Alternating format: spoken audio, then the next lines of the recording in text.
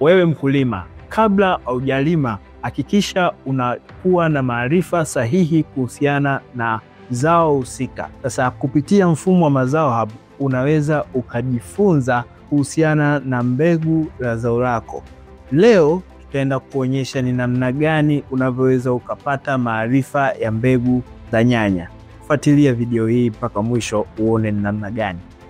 Ili kupata maarifa ya mbegu husika, ukiwa kwenye peji inaonyesha orodha ya mazao ambao wewe mkulima unalima, cha kwanza utatakiwa uchague zao ambalo unataka upate maarifa yake. Kwa hiyo tutaenda kuangalia maarifa ya mbegu za nyanya. Kwa hiyo tukiwa kwenye hilo zao la nyanya, utaenda sehemu ya maarifa ya kilimo, alafu utaenda kwenye kipengele cha mbegu.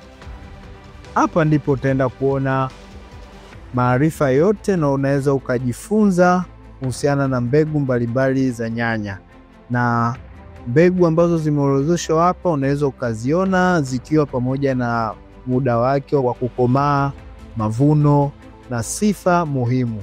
Kwenye mfumo wa Mazao Hub tumeviweka hivi vyote kama sehemu ya kuongezea wewe maarifa, wewe kama mkulima au bwana shamba, ili kukuwezesha kuongeza uwezo wako wa kuzalisha katika kilimo.